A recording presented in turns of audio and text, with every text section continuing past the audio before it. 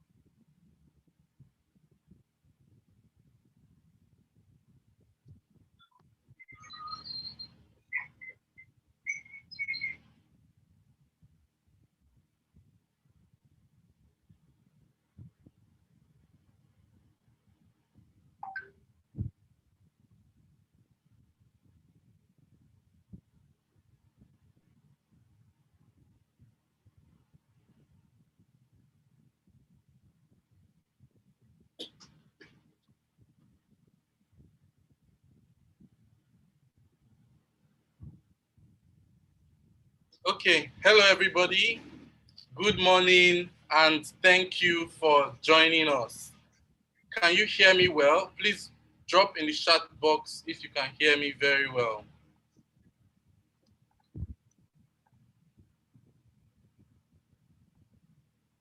Okay, awesome. Thank you so much. So, how many of you have been in a BMA masterclass before? Just drop a comment if you've been in one of our masterclasses before. Tell me how it was. Okay, how was your experience in the last masterclass you attended from BMA? Okay, okay, I can see some comments. Oh, okay, it was awesome. Okay, the experience was superb. Thank you very much. Thank you very much. So we are hoping that the experience you had the last time, this one will top it, right? This one will definitely top it. So let's move on. We're very excited to see you. We're very excited to connect with you. But before we move forward, it would be great for you to meet us, right? You are in our career development masterclass. It would be great to meet us as well. So who are we, right? First of all, welcome to Brand Management Academy. Brand Management Academy is the leading marketing training institution in Nigeria. In case you missed that, I'll repeat. Brand Management Academy is the leading practical marketing training institution in Nigeria, founded by Coach Abiodun Ajiborode.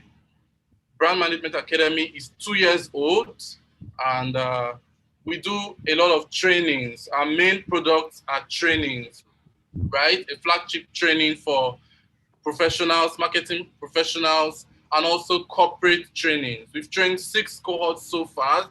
We've also assessed marketing teams for various companies, and we're also involved in marketing consulting.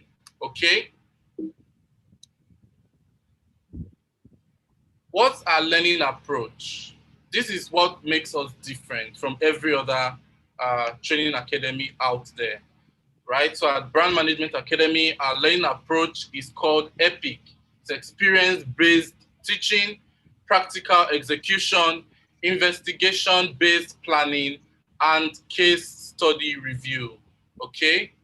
Also, to give you more light, to give you more information about our flagship program, which is the Advanced Brand Management Program.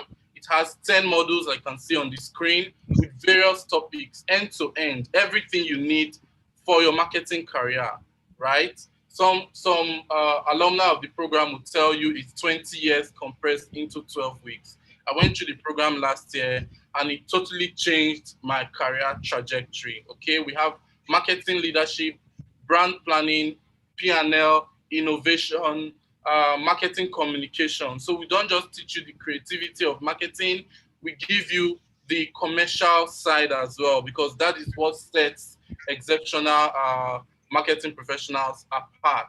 Okay, and then in terms of our executive training programs for corporate organizations, so if you are the HR where you are, or you like Brand Management Academy to organize a training for your marketing team, we also have various programs for you, custom made for you. Okay? And then in terms of our faculty, you can see our faculty is made up of very well experienced professionals, well known. People like Alex Goma, Ajiborode Abiodun, Momeda Ashofo, Roy Ekewe, Adewale, Folake, Henry. These are all experienced people. You can't actually buy their experience anywhere, but they are some of our lecturers at BMA who impact knowledge every year in, year out. Okay, so don't just take my word for it. I would like to also show you feedback from some of our alumni. So please join me in watching this 5-minute video.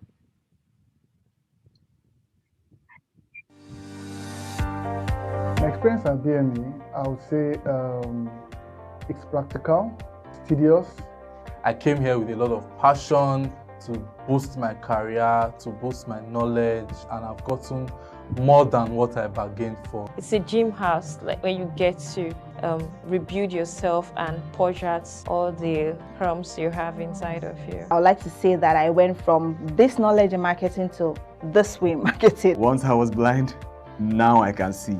That, I think, summarizes it all, because it's been a complete transformational experience. I came in and right now I'm a different person. It seems like all the coaches just wanted to pass all their years of learning experience into us. So it's been very intense and practical. I don't think there are any words for it.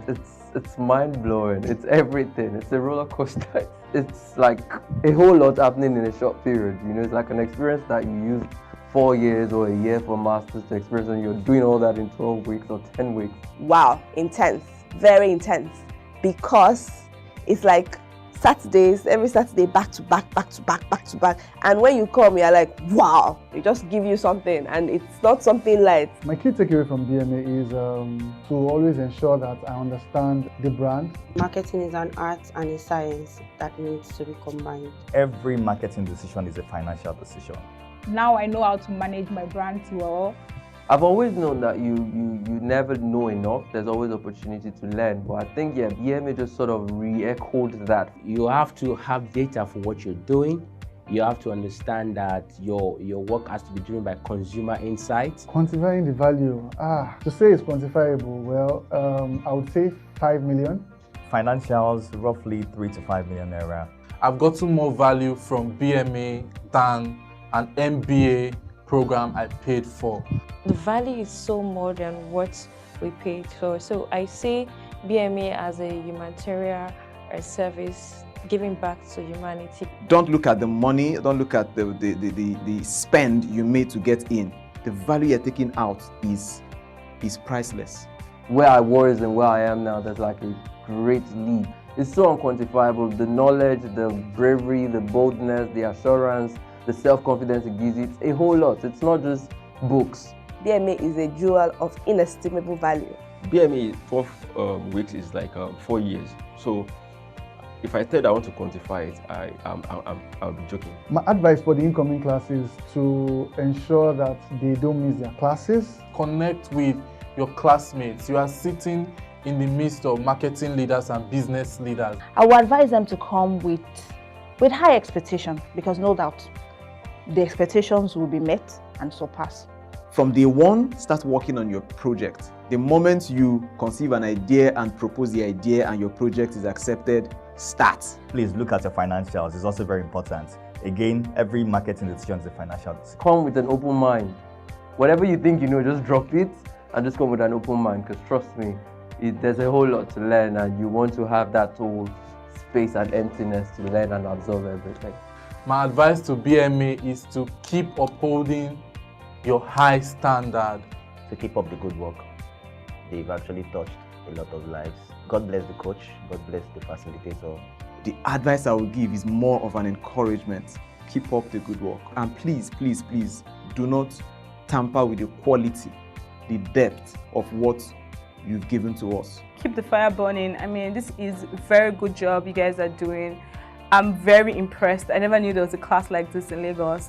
I think there is so much happening here, and the whole of Africa needs to know about BMA, because there is so much value at BMA. Kudos to you guys. Keep doing the great, amazing job. And I truly see BMA becoming something mind-blowing. I'm so proud of this badge, and I'm grateful for the opportunity to be among this. I will miss Coach. I will miss the gym. I will miss the intense intellectual gyms we had. I'll miss the jollof rice. I'll miss my jollof rice with that big chicken. But man, I'll miss the opportunity to gather together with great minds and share ideas and learn and grow. It's been a beautiful experience so far. I will recommend BMA to others anytime, any day. I have already recommended BMA to people. I am still recommending BMA to people. I will continue to recommend BMA to people. I see BMA as a place whereby if you're not selfish, you want others to also come and enjoy what you enjoy. I'm not only willing to recommend, I'm an ambassador of BMA. I'll be willing to recommend BMA to anybody that wants to take your career to the next level. BMA is your one-stop shop for that. So to me, BMA in one word will be amazing. Life-changing. BMA is amazing. Fantastic. Intense. Extraordinary. Outstanding. Mind-blowing. Phenomenal. Intense. And if I may, practical. BME is a school with distinct.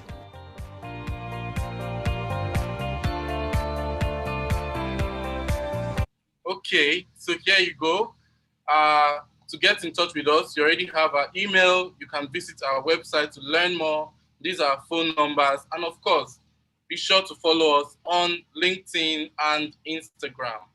Okay, so just before we take flight, right? We take our career development flight. I'd like to learn from you. What are some of your expectations from this session today? Just drop your expectations in the comments section, in the chat section. I would like to learn, I would like to learn about some of your expectations for this session. Okay?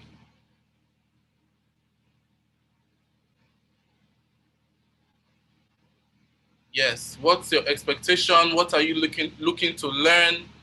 Okay, God's power would like to understand a clear path to marketing leadership. Awesome. Okay. We have about 30 of us on the call right now. If you have friends who signed up, please be sure to remind them to join the call. The session is actually unmissable. Okay, so let's move on. Yes, let's move on. I'll introduce our first speaker, Dozie Okafor, who will be taking us for the next 45 minutes. Okay, Dozie started his career 14 years ago at Media Reach as a management trainee. He's a trained electrical engineer from the University of Nigeria, Nsukka, and also an alumnus of the Lagos Business School, Pan-Atlantic University. Dozie has proven to be an exceptional talent, starting from his early days as the winner of the Young Lions Media Competition in Nigeria's first ever representative to Cannes Lion Media competition in France, to his 5-year tenure as the Paranoia Head of Strategy and Planning at PhD Nigeria. He has worked in both Nigeria and Ghana across numerous brands, including Vodafone, Guinness, PZ, Hennessy, Apple, Distel, and he has also led media and integrated marketing communications at the Coca-Cola Company. Dozie is currently the managing director at PhD Nigeria, a global communications planning and media buying network, which is built on a culture of smart strategic thinking and creative innovation. Please join me in welcoming Dozie. Please drop some applause emojis on the chat. We're very excited to have you, Dozie. You can share your screen as well. Thank you very much. Okay, I'm going to do that in a minute. So just let me know if it's up on your screens. Yes, I can see your screen from my side. Perfect. Okay. So, morning, everyone. What I'm going to do today is focus on the topic which is around ascending marketing leadership, content, competence, and culture. What I've decided to do is keep it, it's more of storytelling. I'm going to use my own experiences to kind of tell the story of how I started and why I'm where I am today. So before I get into it, I thought a good place to start would be by, kind of talking you guys through my own personal journey and how it has been for me from the beginning up until this point. So I grew up in Lagos. I was born here in Lagos, and I attended Corona Primary School. After that, my father retired and he went back to the East. And then, I couldn't afford at the time to move on to Corona Secondary School. So what we did instead was I went to a Baptist secondary school because my mother then was a Baptist. My late mom now was a Baptist. After that, I then joined my father for senior secondary in Enugu, where I did my SS1 up until SS3 in Good Shepherd Secondary School, Enugu. Once I was done with that, I moved to the University of Nigeria in Nsukka. Fresh out of school after NYSC, I came back to Lagos. I had elder brothers who were living in Lagos, so I came to Lagos to stay with them. What happened after that was I started looking for an engineering job because I studied electrical engineering in school. And once I realized that the engineering jobs didn't pay so much, I remember walking into an interview for, it used to be called Caterpillar back in the day. I think it's called Mantrack now. And we first went for an exam and we were about 3,000 of us. Later, we were shortlisted to about 200, then we were shortlisted to about 50. And the 50 of us went to their office then at Oregon for a face-to-face interview. And I was told I was going to be posted to Port Harcourt and I'll be there for 2 years in Bonny, servicing one of the generators there. And I said no, right? I wasn't willing to go sit on Bonny Island for 2 years as a trainee. So I realized very quickly that that wasn't the trajectory for me. I had a brief stint with a company called Matrix VTrack somewhere in Ikoyi. And I think it was a company that was well ahead of its time because what it is was we were installing vehicle trackers, vehicle tracking devices. And remember, that time the internet wasn't what it used to be. There was no Google Maps, so we had to create maps from scratch. It was just way ahead of its time, and it never really picked off. And I was flipping through the newspapers one day, and I saw an ad for a company who was looking for people with engineering background, statistics, analytic skills, and so on. So I said I'll give it a try. At that time, I had no idea it was a media agency, and I had no idea about marketing at the time. So I went in for the interview, well, exams first, and then we had the interviews. And once I was done with that, I was given an interview to take a role. I think at that time I started asking, so what exactly does Media Reach OMD do?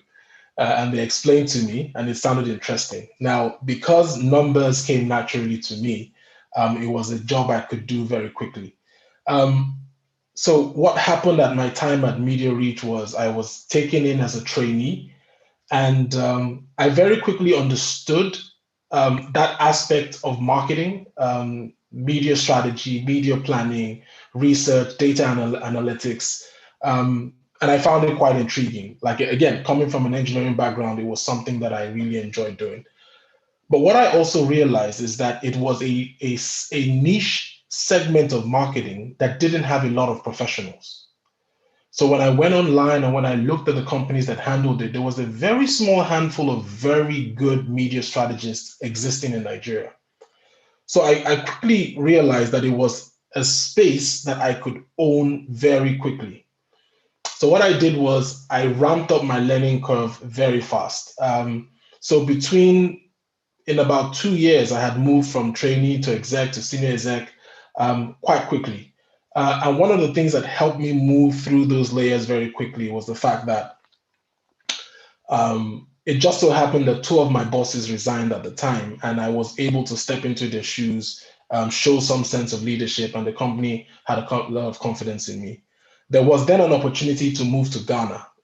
We had an office there in Ghana, and they were looking for a strategist to lead the Vodafone account, and I opted to go. I wasn't married at the time, so it was very easy to pack and leave. So I sold my car, packed up a few bags, and I moved over to Ghana, where I stayed for about 2 years. What Ghana exposed me to was because I was a much junior person as a deputy manager going in to fill a much senior role. It exposed me to the global Omnicom group, of which OMD Ghana was a part of. And it enabled me to travel a lot to the head office, then located in the UK, and a lot of training. And, it kind of ramped up my learning curve very quickly. I think after that, there was an opportunity to return to Nigeria to start up a new business. PhD is a sister company to OMD, and it exists all over the world as well. And there was an opportunity to head that business in Nigeria.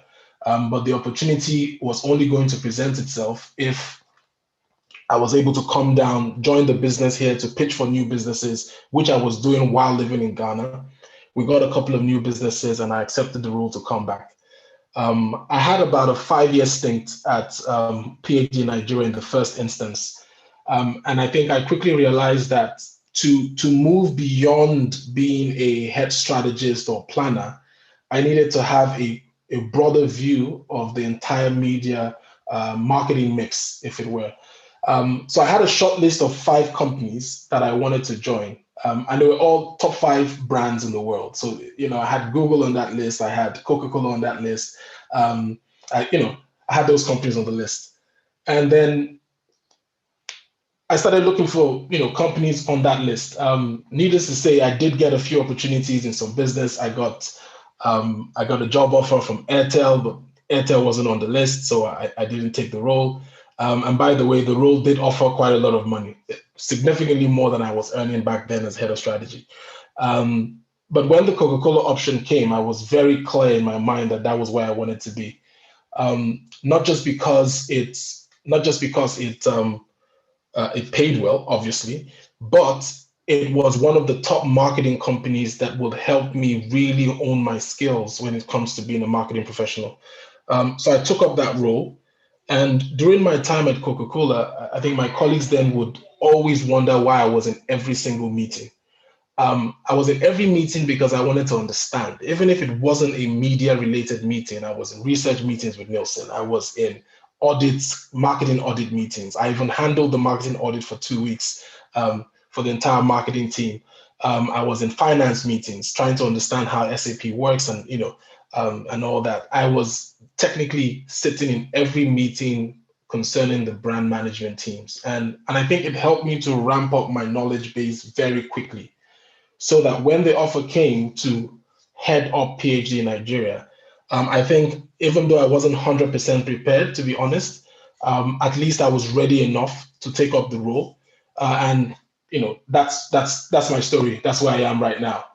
Now, my journey so far at PhD has been quite interesting. I joined the business in 2017, and if you look at our billing projection from 2017, I mean, when I joined the business, the entire business had a billing of, say, 2 billion naira. That was the entire media billings we have.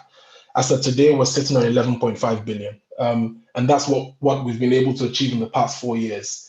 And I'm going to go into some of the things that I've been doing to drive that kind of growth for the business. We're also building our digital competence, and I think you can agree that having a very strong grasp of digital marketing will go a long way for anyone in our industry. And then you've got to have a sense of, this is to give you a sense of the clients we work with, right?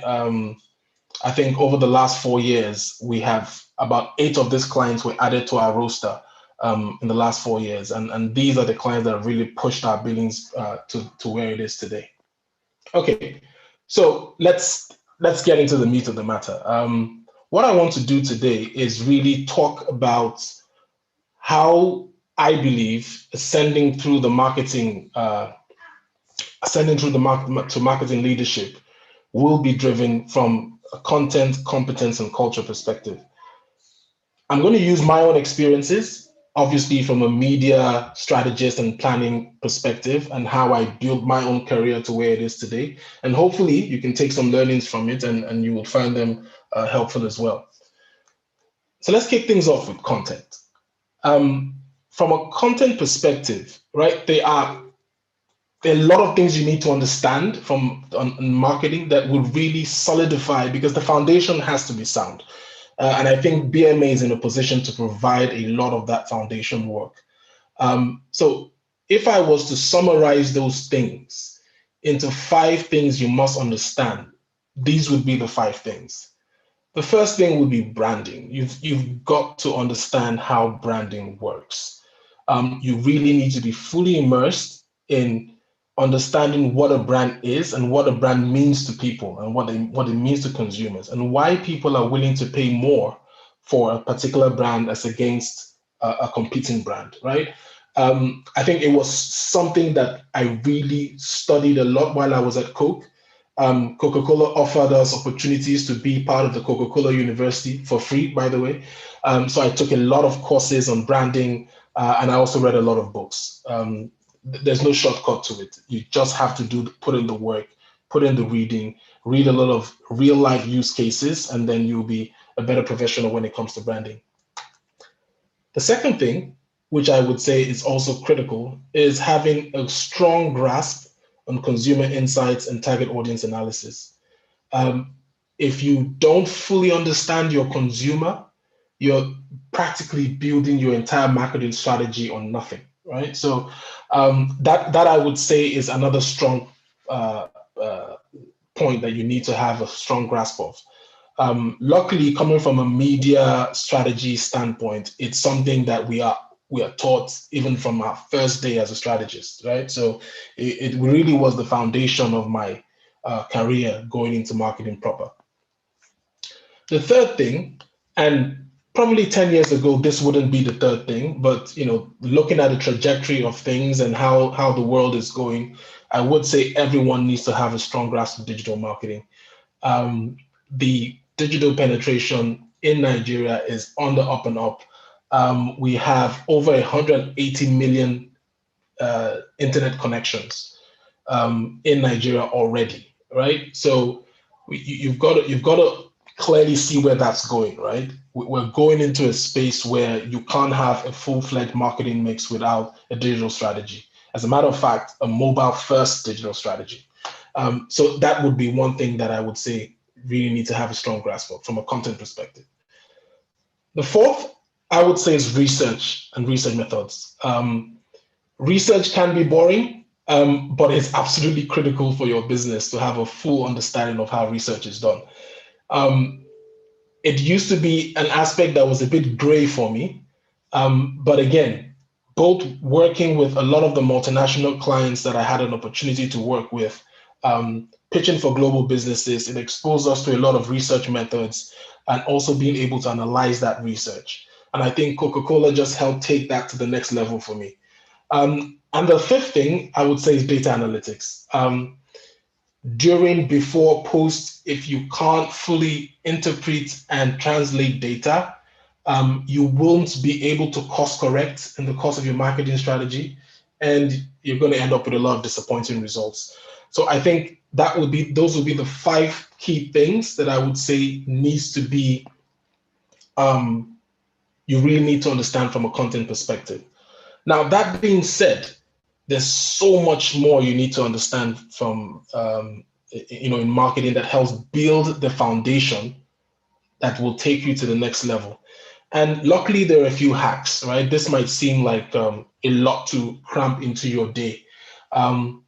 And for me, the hacks are simple. There's so many books out there that really help me, phenomenally. From a branding perspective, and I'm sharing this with you, and if you can get your hands on these books, I think they were such phenomenal reads for me, and it really changed my entire perspective to how brands and marketing works. The first 2 books are part 1 and 2. It's by a gentleman called Brian Sharp. And Brian Sharp works at the Ergen Bass Institute. It's an institute for marketing science in South Australia. And he is an authority when it comes to cutting edge modern marketing science. I think anybody in marketing and that needs to be at the top of his marketing game, you need to read these 2 books. How Brands Grow, part 1, what marketers need to know, or what marketers don't know, and How Brands Grow, part 2, which focuses on emerging markets and surprisingly quite a lot of Nigerian examples in the part 2. The next 2 books are things that prep me for leadership. I remember when I was leaving Coca-Cola, I had a chat with a friend of mine. He was then the senior brand manager for Coke. Now he's the marketing director at Coca-Cola. And, I told him about the opportunity, and I told him I was a bit, I wasn't entirely sure. But one thing I'd always known is that if you feel that butterfly in your belly about any role, then it means you're really testing yourself. It means you're really pushing yourself. If it feels easy, then, it's not really a challenge, is it? Anyway, so I spoke with him about it, and he told me go look for this book, The First 90 Days, and read it.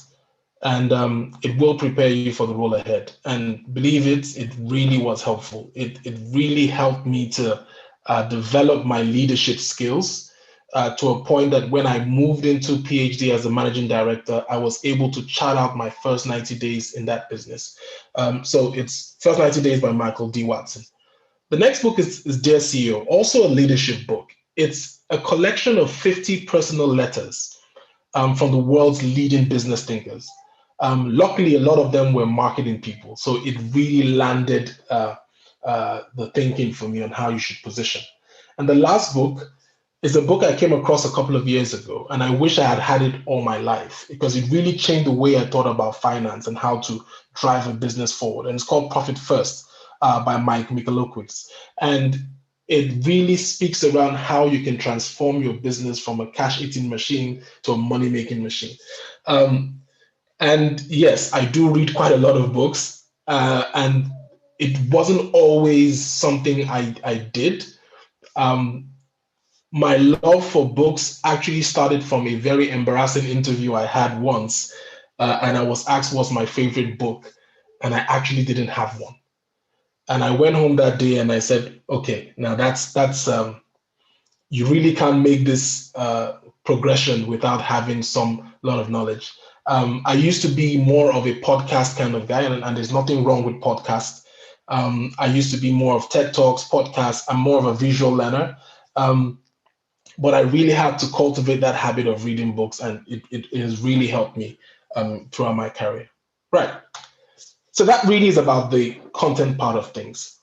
I want to speak around the competence. And competence at the end of the day is just your ability to get things done. That's it. I mean, that's the simplest way to put it. Just your ability to get things done.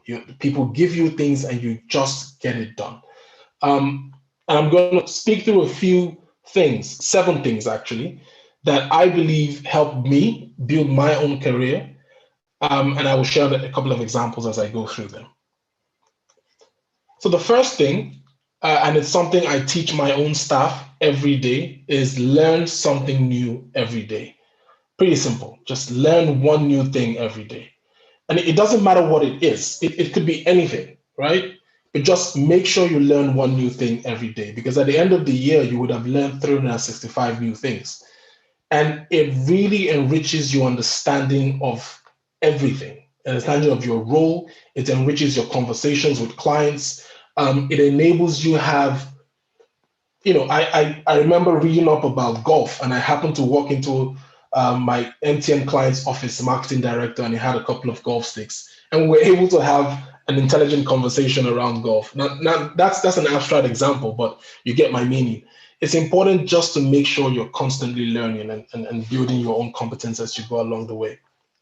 So yeah, the first thing is learn something new every day. The second thing I want to mention is watch out for your strengths. Now that might seem a bit strange because most times people will ask you to watch out for your weaknesses, right? And although your weaknesses make you vulnerable, but your strengths also have their attendant pitfalls. This is something I picked from one of the books I read. I think it was First 90 Days or so.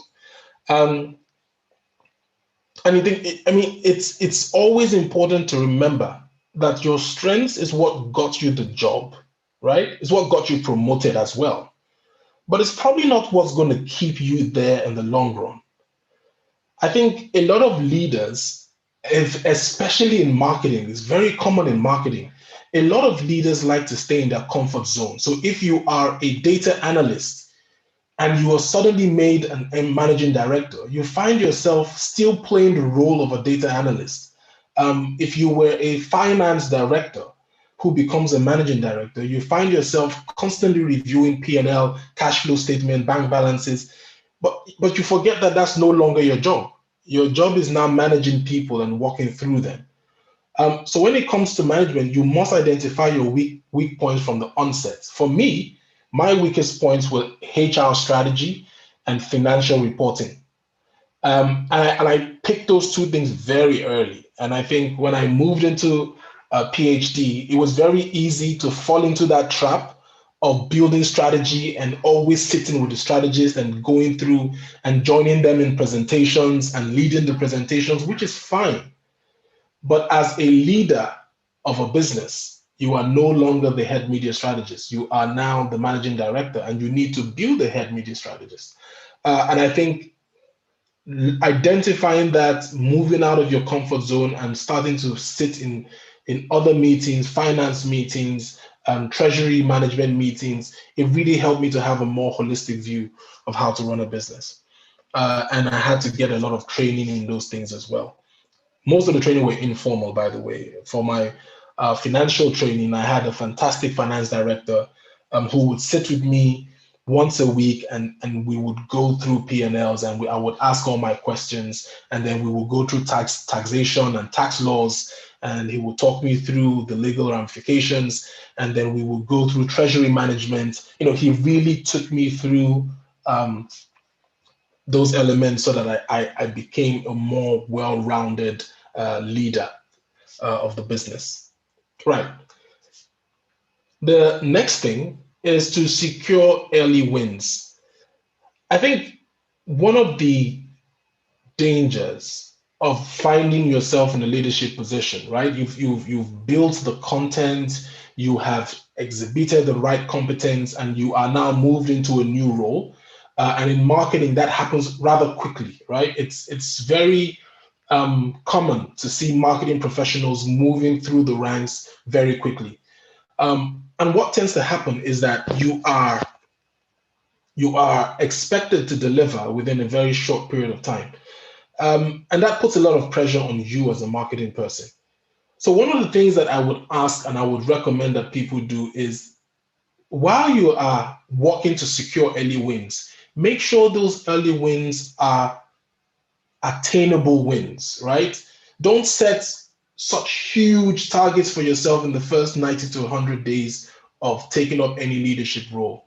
And also make sure you negotiate your success. Now, what I mean by that is, make sure the targets or conditions of your promotion or what will be used to measure your KPIs are discussed with your leaders, right? You need to negotiate what success would look like. And that quickly enables you to attain and get some very quick early wins. And measurement is absolutely critical. One of the things I tell my colleagues in the office is, what you can't measure, you can't manage, right? I've had a lot of clients that moved into very senior roles in marketing, but very quickly were pushed out of the business, either because they took on the role with very ambitious targets, without a proper understanding of where the brand was and how the brand can grow and how the brand has grown in the past. And basically they set themselves up to fail, right? So all these things are very critical. Don't be in a hurry to accept business targets, hook, line, and sinker. You need to review them. You need to break them into stages. Agree on a realistic timeline for achieving those things, right? And it goes without saying that you may want to start from the low-hanging fruits, right? Those are the things you want to start with, and then you work your way up to the tougher tasks. And this will differ depending on where you find yourself. You could be a marketing person that is looking to grow the business by 20% in market share. Well, you might want to start from a lower percentage, or you want to break it down market by market originally. That kind of gives you smaller chunks to work your way through, and then you can celebrate smaller successes as you build your way to the big targets. So very critical. The next thing, and in my view, also very important, is I think it's important to consult widely with your mentors and subject matter experts. As a leader, not just in marketing, any leader, you are always under pressure to make decisions quickly and decisively. And sometimes, because you are a leader, you feel if you don't make the decision very quickly, you might be seen as weak, or you might even be seen as incompetent. So what happens is that leaders make very hasty, bad decisions. They walk into a meeting and they have insufficient information about the case or about the structure, and they just take a decision. And I've seen that happen so many times, even at Coca-Cola, right? Even in the media space where I am, I've seen leaders take extremely terrible decisions just because they don't want to seem weak or they don't want to seem incompetent. They want to be seen as very decisive. But you see, there is a huge benefit to consulting widely with mentors and anybody who is a subject matter expert. And I learned that very quickly. I think consulting people doesn't mean you must take their own opinion. It just means that you have a larger amount of information to evaluate, and then it helps to eliminate bias, right? You also need to understand that, when you consult a subject matter specialist, then it kind of improves your own analysis of the issue at hand. And when you're selecting mentors, it's very important not to pick mentors that are praise singers, right?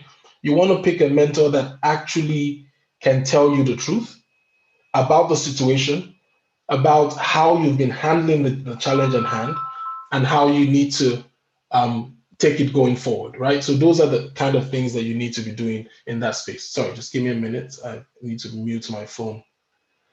Okay, so that I think is critical. If you make a hasty bad decision, you will cost your business millions, and most likely your job will be the one on the line. The next thing, and this is very important for marketers, especially marketers in Nigeria and across Africa, it's important to think global and act local. The competition is not the guy down the road. The competition is sitting somewhere in China or Taiwan or the UK or the US. That is the way to think. You must elevate your product or service to a global standard, and then you localize that strategy. It's also something that has helped me. I don't see the next media agency as my competition. I look at it from a global perspective, and we try to improve the product and improve the service to a global level. And then we say to ourselves, how can this strategy be localized in a way that it functions effectively in Lagos, in Abuja, in Enugu, or whatever the case may be. So I think it's absolutely critical that you think about things from a global perspective, and then you try to localize that thinking. Now, this is something that is, it comes natural to me because I am naturally paranoid. But I think that paranoia has helped me to always be relentless in my pursuit for solving things. So I've captured this as being competitively paranoid. I've got a friend of mine who will always say, just because you're paranoid doesn't mean they aren't out to get you. So basically what he's saying is that you really need to look at your marketing strategies as if competition is always after you, right? And I think that's the best way to always defend your brand. There isn't any time to rest or lay back and say, well, we're number one. Nah, you've got to keep thinking that, look, the competition isn't sleeping until they are number one. So how do I continue to up the game? How do I continue to grow the brand? And if need be, grow the category or move into other categories and continue to drive a growth agenda for my business, for my product or my service, as the case may be. So that's where this comes from. You just have to be competitively paranoid. And that type of paranoia has its benefits. And the last thing from a competence standpoint, and I think it's helped me personally, is to stay humble and always stay hungry. When I returned to PhD to head the business, we had probably 15, 20 staff. It was a business billing about close to 2 billion every year. And that was the most. We are now 4 times that size, roughly 5 times that size. Staff strength has quadrupled. We've moved into a bigger office. Since then, I've also opened up an office in Côte d'Ivoire, in Abidjan. And I've got about, now I've got about 12 people there. I used to have to go there every 3 months, but I had to recruit a lady, an expatriate lady, a fantastic lady who runs the business there on my behalf. And at least now I don't need to travel as much. But you see, in all that growth, we've remained we continue to see ourselves as a small, hungry agency, right? It doesn't matter how much money we make. It doesn't matter how big the business grows. We've got to stay humble, but more importantly, we have to stay hungry. We have to keep acting as if the next client, the next push, the next strategy, needs to be better than the last. And I think it's something that I try to imbibe into my staff and into all the people that work at PhD. And it's kind of kept us going over the past 4 years, and hopefully will take us going for the next decade. Right. So that's on the competence bit. I want to wrap things up with culture. I don't know how much time I've got left. I'm sure Ruki will let me know. But I want to wrap things up with culture.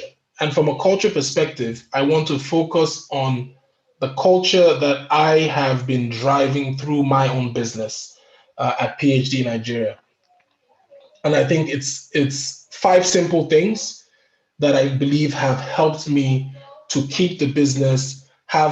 I currently have a 99% staff retention rate, and we are not within the top 5 best paying agencies. I can tell you that for free. We don't pay so much money because we are more realistic in our goal setting, and we let people understand where we are as a business. But we make sure that the office is a fantastic place to be. So you should be seeing on your screen my business now. So this is everybody. These are the people at PhD that make it work. These are the people that drive the business. They are the engine room. When I took over the business, there were only probably 20 people, and now we are 50, 60 people strong. And by the way, that's me all the way there at the back of the team. I think it's important that your staff also see you as kind of you're their leader, but you're with them in it, right? If that makes sense. You've got to be very intentional in letting people understand that we're in this together. So it's not just you up there and they down there, and you shouting orders at them. And I have worked around a business culture within the shop that enables very frank and open conversations, right? I deliberately do not have a PA. It is intentional because I want people to be able to walk up to my door because an agency business is a service business, right? If there's an issue with the service we provide, I need to be given the information firsthand. I don't want any bureaucracy around it, right? So here are the 5 things. The first is openness. I promote a culture of openness. Everyone must be open to each other, right? It doesn't matter what the issue is. Everyone has to be open to each other. One of the things I jokingly tell my people is, if things go well, walk upstairs and let me know. If things go wrong, run upstairs and let me know, right? I want to know faster about things that go wrong so that we can start fixing them even quicker, right? And that is kind of the culture. We've built a culture where people don't hide things, right? We don't want things to blow up in our faces. We want to know when things are happening. But it's also being open about everything we do, not just about the job, right? The second thing is curiosity. I think in marketing, every marketer needs to be extremely curious. You've got to be inquisitive in nature. So we like to question, we like to explore, we like to learn. We're constantly pushing our clients to test and learn things, right? We try to get clients and people into a habit of setting aside a budget just to test something and share the learnings from it, because that's the only way you can improve the overall product. The third thing is courage. And the courage here speaks more to about the power of letting go of familiar things. It's about challenging the convention, trying new things, and giving people the permission to fail. It's part of the culture. is the spirit of finding a better way, right? In the process of exploration, you will fail at one or two things. And I think what is important is learning from those failures. I remember sometimes we go to pitch for a business, and if we don't win, we regroup and we say to ourselves, okay, what did we learn from this? Because there are a lot of learnings you can get from it about um, how how not to do a pitch, right? You know what the client didn't like, what you liked, and what didn't go so well. And it really helps to, when people know that they have permission to fail, they're a lot more courageous, when they do things. And it's helped that business tremendously, right? Overall, there's been more wins than losses. The next one is collaboration. And I think collaboration is knowing that there is a strength in the team. Because of the nature of our business, I mean, we don't have a production line. The people that drive the business are the staff, right? So teamwork is critical in the way we deliver on our product. We try not to do individual rewards. Yes, we do have a couple of that, but we try to reward teams. We try not to single out people. We try to make sure that there's cooperation and collaboration, even cross-functional teams, right? Not just collaboration between planners and buyers and strategy, but across, even with finance, everybody collaborating to make sure that we deliver on the objective. And I think once you work together, success most times takes care of itself. So that's something critical as well. And the last bit is around creativity. I think without creativity and by extension innovation, it's pretty much I mean, innovation, creativity in marketing is really what drives disproportionate ROI for your brand or your product or your service, right? We've seen that happen in a lot of examples. I remember the Coca-Cola with names on the bottles, right? It's a simple packaging innovation, but drove disproportionate ROI for the brands. And I think that kind of thinking needs to go into everything you do. You need to always explore. Everyone can be creative. Everyone, right? It's really around how you're able to brainstorm and let those creative juices, flow. And at PhD, we've got a couple of games we play to help people to spark ideas and get them into the habit of being creative. We've got internal competitions that we run to help drive that creativity, and we find ways to reward that creativity. So I think creativity and by extension innovation is something critical that you need to also have. And that is it. I think I ran over my time quite a bit, but yeah, I tried to cramp in as much into the 45 minutes. And that I think is where I'll leave it for today. Thanks for having me. Toka, before you go, Dozie, thank you very, very much for this, and I'm sure when you open your phone, you will see on our marketing groups. I've been causing problem for you. It's an honor to have you. We had a conversation and team on this call. I just told Dozie that I wanted to be part of a masterclass, and he didn't even he gave me a green light at the first response. Thank you very much. I know how busy you are. I'm really very grateful. I'll leave it to Toka to run the question session. Thank you very much. Okay, thank you so much, Dozie. We really, really appreciate your presence. Please, attendees, we have a part 2 coming up, so don't leave. But if you have questions, please drop them in the chat so we can quickly take them, and Dozie will provide answers. As of now, I can't see any questions. The only question was around the books, which has been addressed.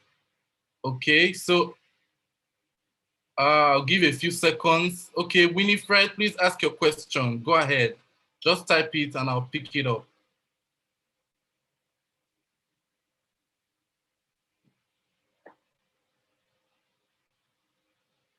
Okay, Winifred was about to drop a question, but I can't see it now.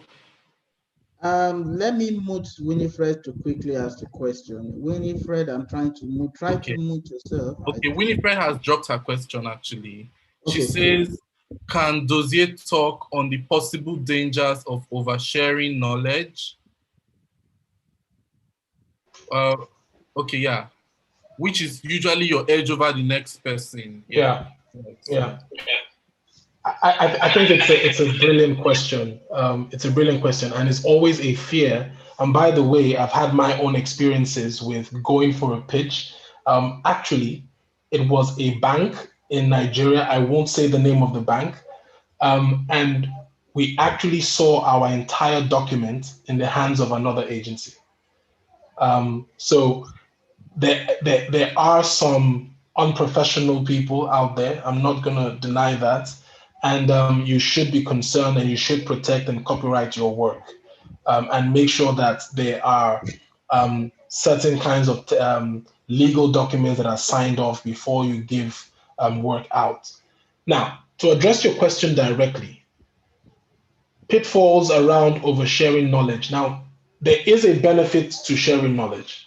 And one of those benefits to sharing knowledge is that you also perfect your skills in the process. There's something about a teacher teaching things over and over again that helps him refine his own skills and helps him expand it. So you equally benefit from sharing knowledge. Now, from a marketing perspective, one of the things you need to start understanding is that there will obviously be confidential information you cannot share. There will also be information that you as an individual are tied by NDAs and you cannot share, obviously. But I think overall, the benefits of sharing your knowledge in marketing or your strategies far outweigh the pitfalls, if that makes sense. And I think it is not about exposing trade secrets, right? Which is something very different, right? In some businesses, you legally cannot even share that, right? You share it, you get into trouble, right? So it's not about exposing trade secrets, but sharing knowledge on how things are done, in my own experience, has actually helped improve my trajectory. It has helped me work as a better marketing professional. I remember when I joined PhD as the MD, like 70% of my strategists weren't good with Excel pivot tables. They weren't good with writing macros in Excel. So what I realized is that the moment I trained all of them on how to do it, it actually lightened the load for me because it was quicker to review documents. Numbers were a lot more accurate. Clients were happier. So overall, there was a huge benefit to sharing that knowledge. And I think as a teacher, you should never, or as a leader, let me put it that way, you should never be scared of your student or your colleagues getting to a level of expertise that exceeds yours, right? It's actually to your benefit as well. So that's the way I would respond to that. Okay, thank you so much, Dozier. One more question. Talking about work culture, how do you get new employees to blend into a new work culture? Good question. So first of all, within my group, which I belong, I'm kind of I'm almost like a rebel within my group, right? When I sit with all the other managing directors in the agency within my group, I stick out like a sore thumb because I look out for people that are open-minded. I look out for people that are not afraid to question even my decisions. It has its benefits. I know culturally, we as Nigerians, we might translate that as disrespectful, but I think that every strategy should be critiqued. It must be pressure tested. And if it is the right strategy, it should still come out on top. So in terms of blending people, I think I make sure that everybody we recruit has a session with me first. And most of the time, I'll be honest with you, those sessions are quite informal. They're informal because I really want to get to know the person, the real person. I want to understand if the person is also willing to put in the kind of work that we expect. And I'm not interested. Look, I personally, I'm not one of those leaders that are impressed by a master's from Greenwich University. I'm not. I want to see the content you have. Are you able to take the learnings, right? As far as I'm concerned, I've seen people that came to the business with, UK, US education and still were not able to deliver on it. So it's about knowing the person and what the guy is able to deliver on the job. So most of my conversations are around um, um, how you have approached issues, what you've done to solve them, and even learnings you took from things you could not solve, right? And then I try to let you understand the culture we have. I don't have a PA. Everybody, feel free to walk into my office. Everybody in the meeting has to say something, right? I don't like people that are just, um, spectators in a business. I believe everyone has a point of view. And I try to encourage everyone to have a point of view. And I think once we have those conversations, it's easy to determine whether the person is a good fit or not. I think we've got a couple more questions popping in now. Yes, thank you so much, Dozie. One last question from David on YouTube. He says, as an MD, what are your approaches towards disgruntled employees, and how do you manage employees' exits to ensure you maintain good relationship, even though the employee goofed at the point of exit? Very interesting question there. Good question. Good question. So I think one of the benefits I've had is that I've not had to have too many uncomfortable exits. Like I said when we started, we currently have about a 99% staff retention. But then again, we do have a few people that have left. I think for me, we start very early to have what I would call performance management conversations, right? I don't fully believe that a annual or biannual appraisal is the way to go. There must be constant feedback being given to the individual. So one of my processes is that I'm constantly giving feedback to staff, and if they are more junior staff, the feedback goes to their leads and it gets to them. Everybody understands what is expected from them, and you are given the opportunities to change. I also try not to dish out punitive punishment. So what I mean by that is, 1 week off your salary, this, that, suspend. I try to limit that and focus more on the issues. What went wrong and how can he solve it? And how many chances does the guy have to solve it, right? The staff also has to be clear on the arrangement, right? So if this is your role, you've goofed the first time, so you've got 2-3 more opportunities. By your third opportunity, we're going to have to develop a performance improvement plan for you. And we would put you on that performance improvement plan. You can call it a probation if you like. And then we sit and explain to him what it means to be on that plan. And if it's a 3-month plan or a 6-month plan, at the end of the plan, you'll be evaluated. If you do well, then you're back fully in the team. If you don't do well, then I have to sit with you and have a conversation. And the conversation usually goes like this. I let you know that we're done with the performance improvement plan. And at this point in time, you are still not delivering as expected. Right now, the business is doing you a disservice by keeping you here because you are not growing, you're not improving the product, and the business and myself, I'm not happy with you. So if we keep on going this way, it can only lead down to a road we're not all willing to go. So how do we help you transition out of this business into something else? And usually I try to also even get the person a job if I can, because I've had instances where I've got an out-of-home planner or buyer who isn't great at his job, but he might actually be good working as a media vendor selling billboards. So I can call up one of our media vendors and say, look, I've got this guy. He's more of an outdoor field person. He's not so good with the technical aspects of this job. Do you think you can give him a try? so that the staff also understands that, we're not just firing him, but we're trying to create opportunities for him out there as well. We've also had instances where, staff want to go to further their education. So we try as much as possible to make sure that the exit interviews are cordial. We leave the doors open. I still have ex-staff that come to my office, visit us from time to time.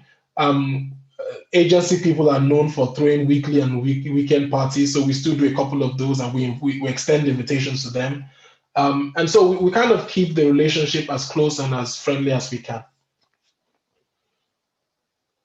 Yeah. Okay, thank you so much. We're so grateful. Thank you for joining us. And thank you very much for having me. All right. We'll be moving on to the second part of today's. Thank you very much. Thank you. We appreciate yes. it. Thank you very much. Bye, everyone. Okay, bye-bye. So we're moving on to the second part of our program. And I'd like to introduce to you Coach Abiodun Ajiborode. Coach Abiodun is a consummate commercial leader with 2 decades of experience in business leadership, brand management, strategic marketing, marketing mix optimization, product reengineering, and innovation management. He started his career as a customer service executive with MTN, joined HPSN as associate consultant, moved on to Promasidor as category brand manager, and has since then progressed into marketing leadership roles at various multinationals, including PZ, AB InBev, Coca-Cola, Hellenic Bottling Company, Grand Oak Limited, the Coca-Cola Company, and now in Monument Distillers Nigeria as the marketing director. He holds an MBA from the Lagos Business School and a chartered postgraduate diploma in marketing from the Chartered Institute of Marketing, United Kingdom. He has also attended several executive trainings in top institutions, including Northwestern University, Kellogg School of Management, Harvard University, and the Coca-Cola University.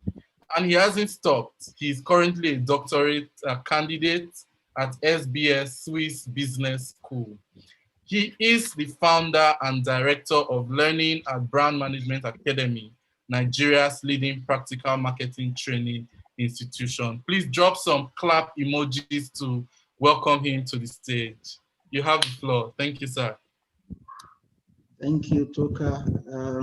Can you hear me, everyone? If you can't hear me, let me know. Yes, loud and clear. Okay, bravo. Thanks, Toka. Thanks, Julius, and thanks to the entire BMA team for putting this together. After Dose, I feel like maybe we should just say the grace and go. I think Dose killed it, killed everything for me. I try as much as possible to find people who are seasoned in their career, and bring them on board to share their journey with people who needed that experience. And I think Dose has done justice to that.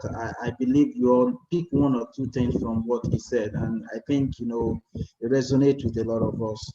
I'm just going to quickly rush through what I've put together, which in listening to Dose, I see a lot of synergy between what Dose was saying and some of the things that I've put here to share with you this afternoon. These are very, very interesting times. Some of us were not so lucky to have people like Dose, people like Alex of this world, people like in my office, people like Godwin, that were there to actually guide people through now.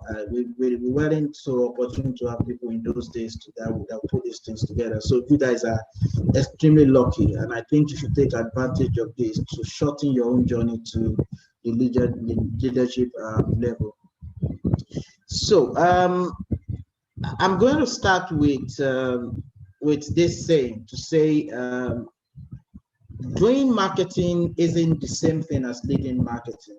And you know, being great at what you do from a marketing standpoint doesn't mean you're going to be a great leader. And you saw that in what they said, and it's very, very true. They are two different things, and they require two different skill sets to help you get into that leadership state. And to lead, you must go beyond just doing to enabling the doer. And you add that from those, and you're going to see that in some of the things I'm going to be sharing.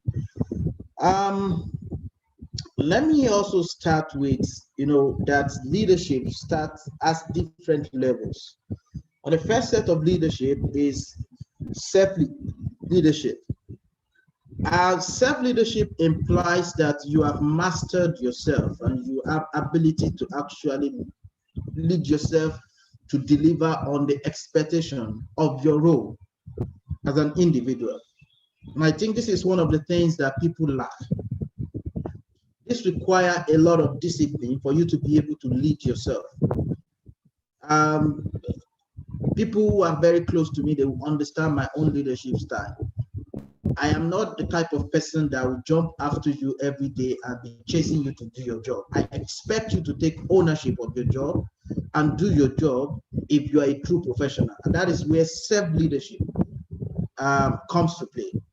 So the skill that I require at that point is to be, critical about yourself and being able to discipline yourself to deliver on what you are expected to do without being forced or coerced. And I think a lot of people lack this discipline. And I think if you're going to get to the leadership level, I mean top leadership, you must master the act of leading yourself first. After self-leadership, the second level of leadership is called the team leadership. That is when you're given opportunity to lead maybe one or two people within your team. You might not even have opportunity of people reporting to you directly. You might have projects that are set up that you need to lead the project. So you have a team to lead. They don't report to you, but you must lead them. Or you might be opportune that you have one or two people who reports to you that you must actually lead. It's a different skill set that is required for you to lead people. So to lead people, you need a skill for team leadership. You must be able to harness the potential of each member of your team and bring them into consonance for you to actually deliver the team objective. So a lot of people miss it at this point when you have some people reporting to you or you are managing a project and then you feel that you are the lord of that team or you are the lord of that project team, and you have to now dish out information and don't understand that team operates together and it is one person that leads the other that deliver the objective of the team. The next one is peer leadership. And I think this is something that we miss generally because a lot of people don't understand that until you are able to lead your peers, people who do not report to you directly, then the question then becomes, you are not ripe to actually lead them. Leading peers require the power of collaboration and influence. You need to influence because they don't report to you. They are at your level, but you must get them to do what needs to be done for you in different contexts. So you require that power of influence for you to lead. Because by the time you get into the stage of functional leadership, you will suddenly understand that you can't operate in silo. You need other functions for you to deliver on the objective of your function. So you need to actually be able to lead your peers. Influence your peers. The responsibility is then upon you to actually get them to support the agenda for your function. And the next one after that is what we call enterprise leadership. And that is where Dose is today, where it's not managing a function, it's managing the entire business. You are leading an organization. You are leaders of leaders. Your view has been moved from a functional silo leading into total enterprise leading. And this is another level of leadership that requires another skill. And the last stage on that one is the last stage on that one is not the last stage. The second to the last is when you begin to lead regions. For the sake of argument, I think Jose already combined these two because it's already managing. Nigeria is managing Cote d'Ivoire, which is Cote d'Ivoire, Republic of Benin. Probably he has something else in Ghana. You are no more leading one country, one office. You are now leading different regions. And the next one is when you begin to lead globally. You become the vice president of marketing for Google, for the sake of argument, and you're leading. Probably you're leading four different continents together. So these are different levels of leadership that I think all of us should aspire to get into before we exit even this 9 to 5 or thereabout. But this level of leadership require different skill sets that you must understand. And if you don't understand those skill sets, there's no way you're going to get to the top. Because the skill set required at the self-leadership is very, very, very much invalid when you begin to lead the team and when you begin to lead your peers. They are no more that relevant. They might be useful, but the relevance will have decreased. So I move from this into now looking at what are the things that you need when you begin to climb that leadership cadre. So you have, when you're starting your career, you are at that operational level where they give you something to do, you do. And then you move into that professional state when you own your space. Then you move into management state where you begin to actually manage resources, people, financial resources and every other thing.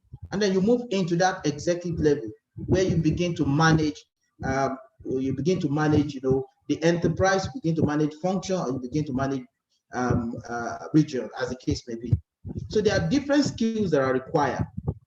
At the very level of operational, when you just join a business or you are at a very, very, very, very junior management level, you require a lot of operational skills. You need technical skills to be able to do the job. You must understand what Excel is. You must understand this. You need eye of that. And the more you move into the executive level, that competence decreases. And that is why you heard those saying that you are not supposed to, at some point, you need to drop. It doesn't mean that you don't know it, but you need to drop doing it and then creating enabling opportunity for people to actually do it.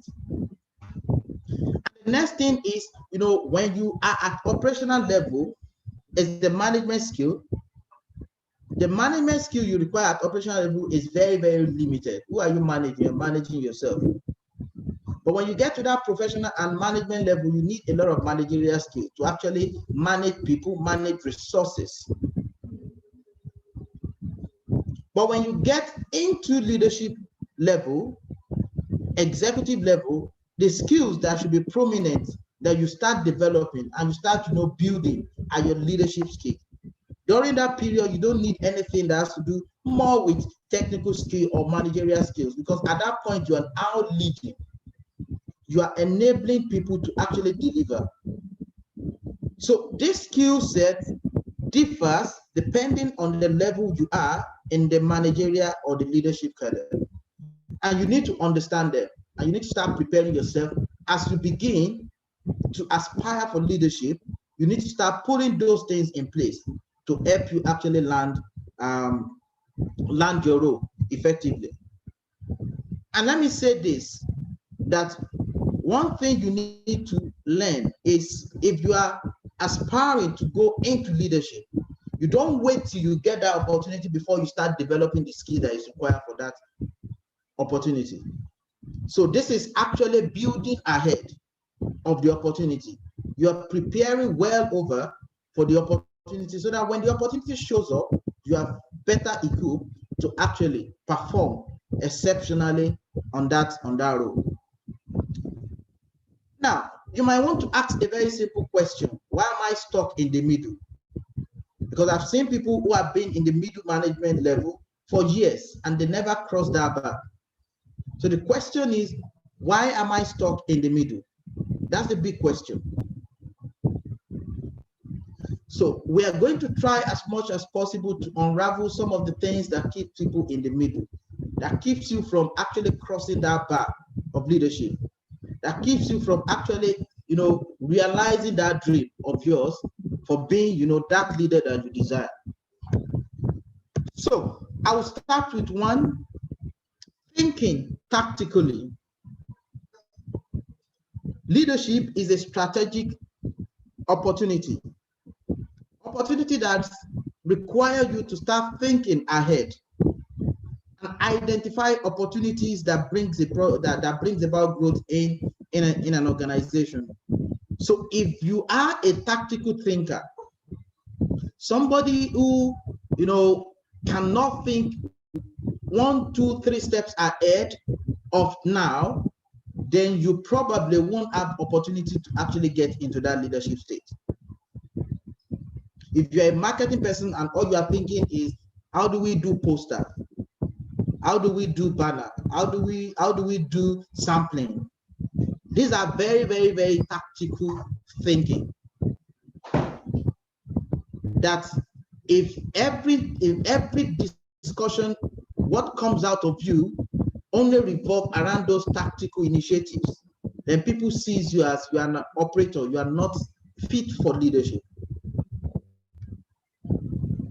The second thing is about cultural defect, and does it touch on that?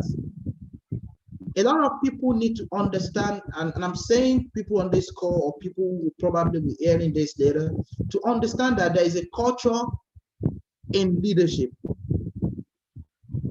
And the culture that has kept you up till now, definitely it's not fitting when you get into the leadership level. And if you don't begin to demonstrate the culture at the leadership level, probably you won't have the opportunity to step into that place. And as I go, you understand some of the things I'm talking about. The third thing is incompetent and poor communication skills. You had Dose mentioned that, and I will be referring to Dose in all this, my conversation, because a lot of things, speaks to each other from what we'll be discussing.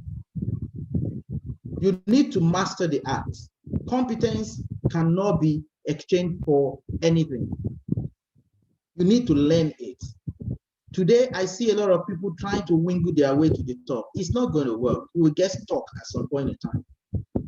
We tell people, take course, develop yourself, do this, do that. People thought these are all jokes.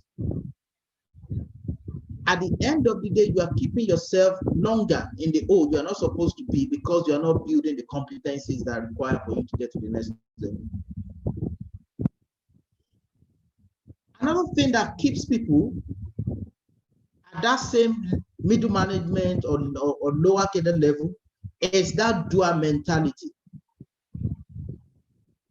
If you want to step into leadership, you must enable people to do. It doesn't mean you don't know how to do, but you must enable people to do. And that is what takes you into that leadership level. You add Dose talking about it. It doesn't mean you don't understand P&L as an MD, or you don't understand brand planning as a marketing director, but it is not your job at that level to sit down and be crunching number and be doing marketing plan. It doesn't mean that you don't know it. But you have to put together frameworks that guides everybody that is doing it, for them to do it excellently. Another thing is trust issue, and we are going to see it. I will speak much about that as I move. And silo mentality. If you are going to get into leadership, you must understand that collaboration is the way to go. But if you are that person that locks yourself in your room, locks yourself in your corner, just do your job, you don't care about every other person, you will be in that middle, just doing your job and getting paid for it. And you can be frustrated all your life. It doesn't change anything. If you don't understand these things, it doesn't work. Another thing that keeps people perpetually, and I use the word perpetually in the middle, is intellectual arrogance. You might be blessed with knowledge. You might be blessed with, wisdom, experience, and all of that.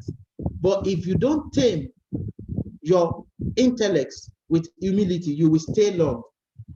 And I love this quote that says, ego is equals to 1 over knowledge. The more knowledge, the lesser your ego. The lesser knowledge, the more your ego. You've heard it. It is the empty barrel that shouts the most. And those who are wise, they know how to garnish their knowledge or wisdom or experience or competency with humility. And we'll see as we go. And the last thing is poor leadership capability. Leadership is not until when you become the director, where leadership starts from leading yourself and leading your peers and leading your team. Are you showing very, very strong sign of leadership? Now, there are 10 rules for me that I want to discuss that helps you transition into that leadership level. And the first thing is visualization. Everything starts with a seed. Everything starts with a seed. The first thing that you must first see yourself in the future before you appear in the future. If you can't, then it becomes very, very difficult.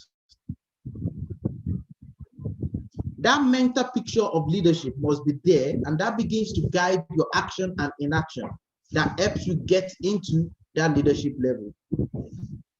So the first thing is, you heard Jose talking about it, that he listed some company that he wants to work with. The first thing you need to do is visualize that leadership level that you're aiming at. And when you are done visualizing it, then you start putting your plans together. I will get into that. And there's no limitation in your minds. You can conceive the idea of being the global CEO of Google. It doesn't change anything. Nobody will arrest you. It just means that you have planted a seed that, if well, grown, can become a reality. The second thing is mapping your paths. Every leadership transition begins with understanding the path that leads to the top. And the clearer the path, the easier it is to get there. What is the path? Go and look at it. Who is the marketing director today? Who is the CEO today? What was their journey?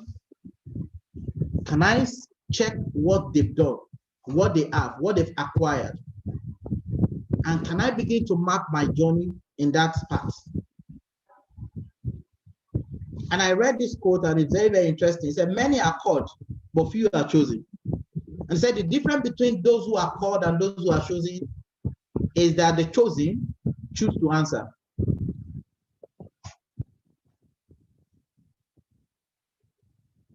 So you can visualize all your life. If you don't map the path and you don't put actionable, activities that helps you get into that place, it will just be a dream that never sees the light of the day. And a lot of you need to learn. And everybody on this call, I believe you are wonderful, and I believe you are going somewhere. That's why you're here. About 100 and something people register for this course, register for this training. We're having about 40 something. The 60 people or whatsoever they are, they felt this is not necessary. Later they will come and they will be asking questions: why am I not growing?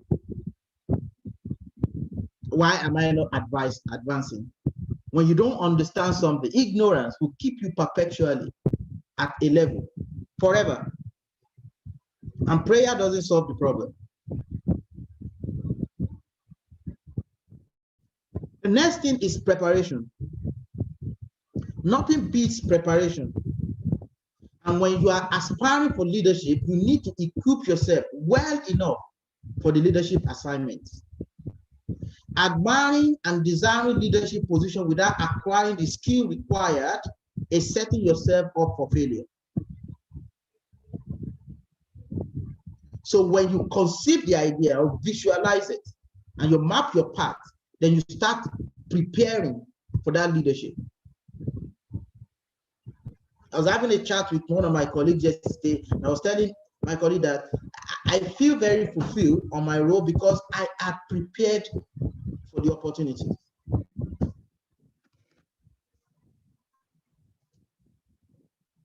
The next thing is positioning yourself. Leadership is not a position, but a mindset. However, you must find opportunities that gives you access into leadership.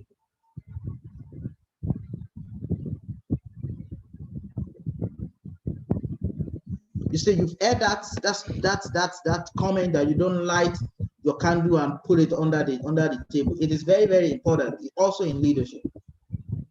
If you've acquired and you develop yourself and you don't look actively, and I'll put that word, actively look for opportunity for growth into leadership, it will never happen. Because there are a lot of people who desire that. And if you understand the career pyramid, you realize that it gets thinner as you go up.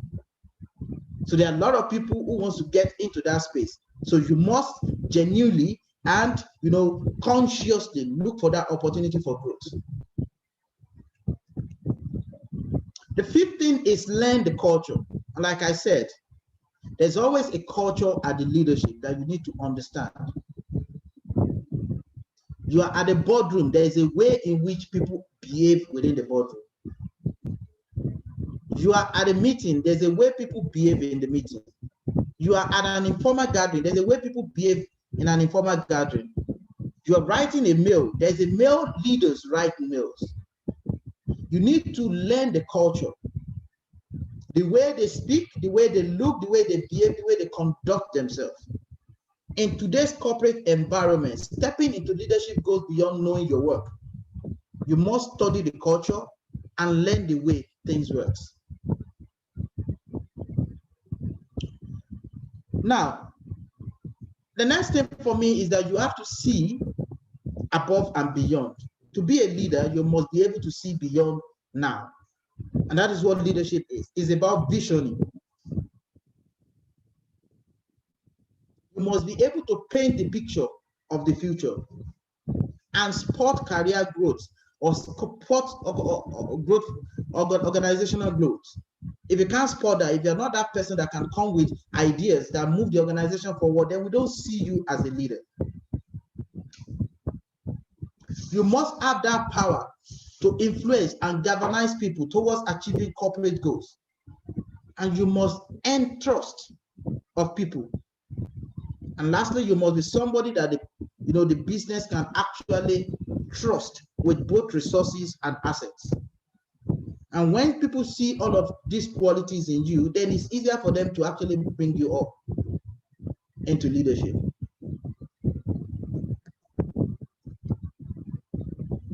The next thing for me is don't be married to your past. A lot of you are not willing to drop that dual ability, probably because, oh, I love traveling for activation. I love traveling for this because you will get out of station allowance. You must be willing to drop all of those crumbs if you want to get into leadership, because we need you in more strategic context. Don't be like those people who work in ministry because they see some crumbs where they are. You give them promotion, they say they are not going because what they are earning there, what they are making there.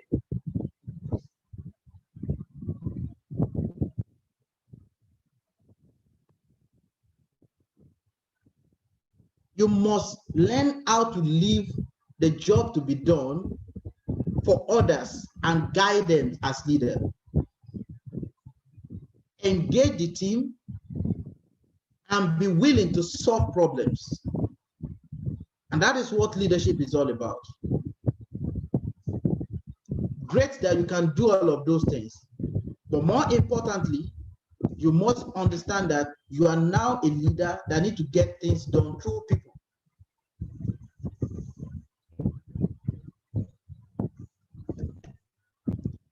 Now, a lot of things that we do that maybe probably for myself that kept me a bit longer than necessary at that middle level management is inability to study the power play. We are all human, but politics is unavoidable. You won't go into leadership if you can't study, analyze, and creatively play the game. Everything counts. Everything counts. Don't be deceived.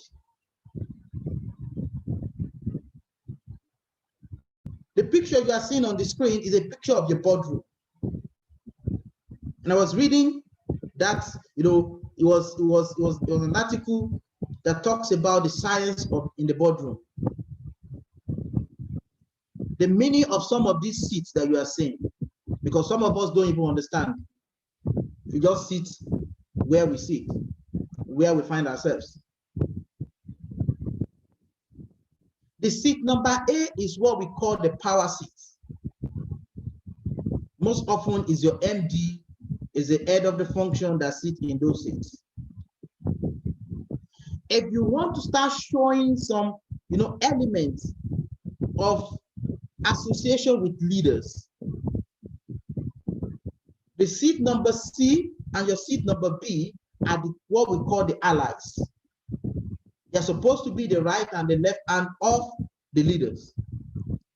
So if every one of you are on the same level and you want to start elevating yourself into that role, you need to start thinking about taking advantage of that, because that is where you see whispering from the leader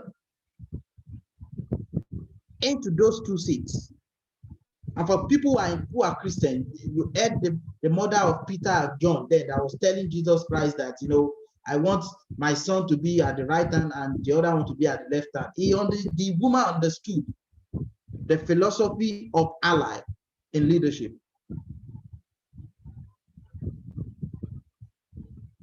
If you sit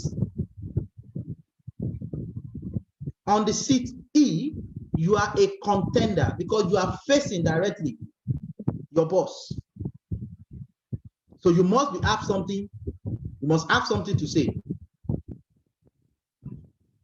If you are the one presenting and you are the one, running a project and you want to defend, you have a point of view or you want to present a proposal, E is the right seat for you to sit, so that you are looking in the face, you're looking directly to the face of your leader who is supposed to give you approval for the project. Seat D and seat F, this is D is called the middle. When you sit on this seat, if you want people to hear you in the boardroom, you must be willing to speak loud and speak out. You must be willing to raise your hand. You must be willing to push your head forward so that they can see you. Otherwise, you are in that space and nobody is actually, the power player in that room is often not looking at you most of the time. And F is a sideline. If you are somebody that loves sitting on the seat called F in the boardroom, your tendency of becoming a leader is a problem.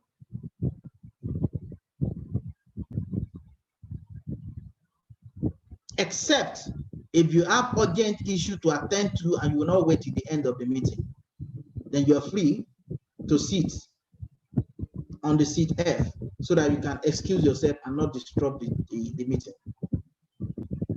But if you're somebody who is leaning to become a leader, you should aspire to be one of the people that sit on C and B. But more importantly, you need to also apply wisdom and not sit on those seats every time that there is a meeting. Cool. Does it mention this about humility? And I think in my years of working, I think this is something that is amazing, that you can combine with your knowledge, and that gives you a faster rise in your career. What will get you faster to leadership is your ability to tame your ego. I've seen people perpetually sales manager, and they never rise beyond that sales manager because of ego. I don't care the age of your manager. I don't care how much you have, whether you have money more than your manager or what, or you came from a very wealthy family. Whoever has been placed upon you as a manager is your Lord that you need to worship. And I say that with some level of caution. But it's somebody that you must honor, because that is your king within that organization. It's a person that will determine whether you grow or you don't grow. So leverage your intellectual advantage and don't ruin it with arrogance. Because there is tendency to be arrogant if you are knowledgeable. So you must tame your knowledge with some humility. Respect is the gift that keeps giving the highest return. Everybody wants to be honored, including you that you are on this call. The last thing is be you, be real, and be decisive. I have seen people being kept perpetually in that middle state because they are not decisive. They want to please everybody, and nobody can even point to say whether you have a point of view or you don't have a point of view. There's a thin line between being emotionally intelligent or becoming a corporate robot, where they put you here, you go there. They put you there, you go there. You don't even have a point of view. Nobody wants a leader like that. You must have the mind of your own and present your own point of view in a classic, firm, and yet professional manner, without being bradish, without being offensive. You must be decisive. Very, very important. And let me, begin to, wrap up with this to let you know some of the things that is going to get you into that leadership palace. The first thing is your network. It is your network that will show you the path to get there. Your network is your gold. You need to evaluate and segment the circle of your friends. So if your network cannot help you break this cycle of middle management, then you need to change. So some of us have the tendency of going with people who sit on the corridor and just abuse the managers, abuse the leaders, abuse everybody in the organization. That is your friend. And people know those people. And if those are the people that you roll with, be very, very sure, not in that company, you will not rise into leadership.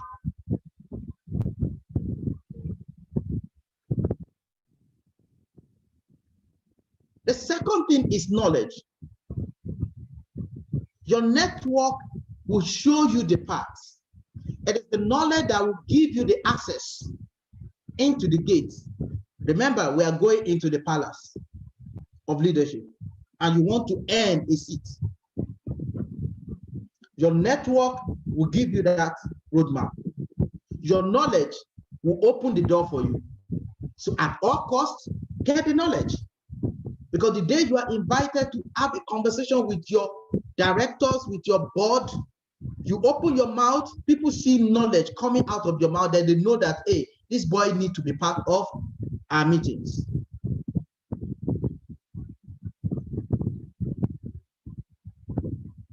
No reasonable company, and I put that reasonable in boldness. I bold it because we have some stupid company that promote incompetencies,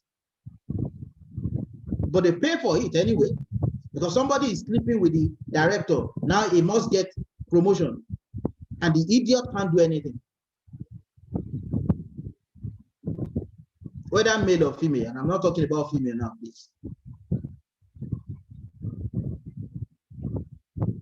But reasonable companies, multinationals that I've worked for, will never put you in that state of leadership except you have some basic required knowledge for you to function effectively on that seat, on that position, or in that position, as the case may be. Now, remember, we are on a journey. Your network provides you the pathway. Knowledge opens the door for you. Humility is what gets you into the boardroom or the palace, as the case may be. So think about it. Somebody who is coming to Lagos to come and meet, in quotes, maybe one big boy somewhere. And some people, your friends who know the direction to the place of, to the house, gave you direction. That's your network. You got to the gate, and then the gate man asks you questions about who do you want to see? Where are you coming from? What do you know? Then you give the person the right information. That is knowledge. And the door is open. You are within the compound. If you get to the compound of that person and start shouting, there's every tendency that you will not enter the room. So humility gets you into the door, but pride shuts the door against you if you don't understand getting into leadership. You might then get into the door and get into the palace for the sake of argument. The number of time that you will stay in that place will be determined by the honor you can give to the person. The person can answer you in 1 minute and you are out of that place because you don't have what is called honor. Honor is a magnet for success and favor in the place of work. I've been so opportune, or maybe so, not so privileged to work with, managers that are older than me. A lot of them I'm older than. I think in this current workplace is when I have a manager that is older than me. But I keep my age in my house if I have to come to this place and work. I keep what I have or who I am. I keep them in my house and honor who has been placed in that corporate entity to be my manager. But a lot of people lack this. You are contesting with your manager. You are fighting with your manager. You are going head to head with him. You are not honoring him. It's a matter of time. When they go for calibration, you are not there.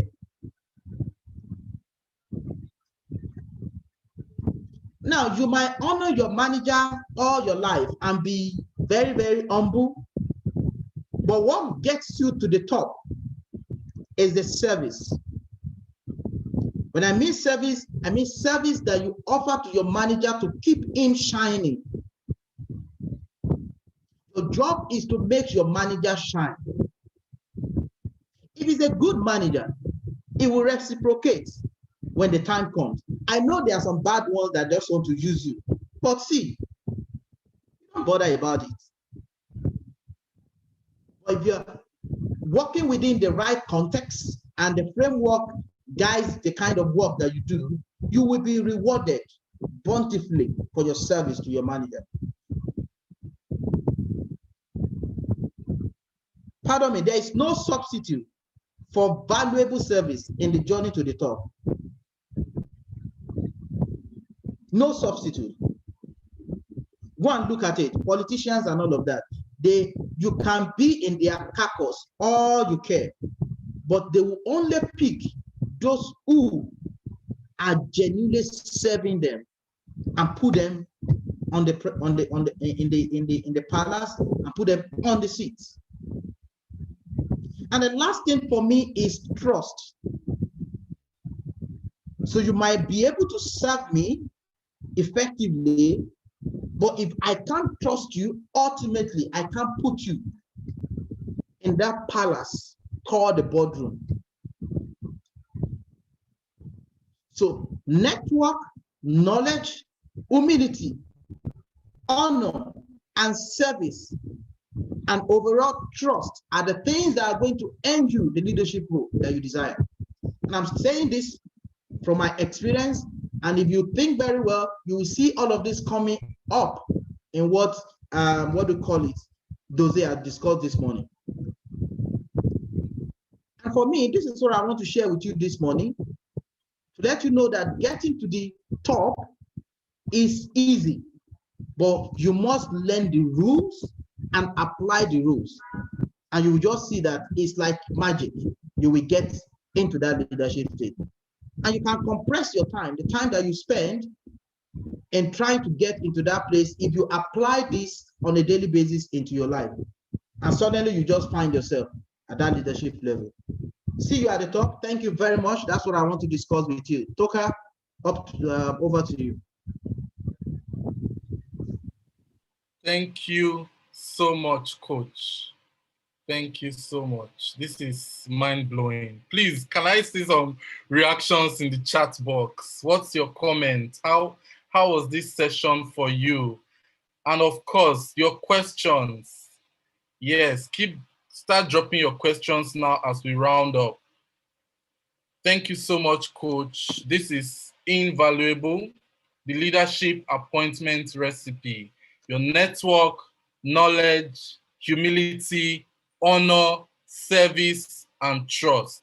Very, very key. Thank you so much. Okay, I'm waiting for questions to come in.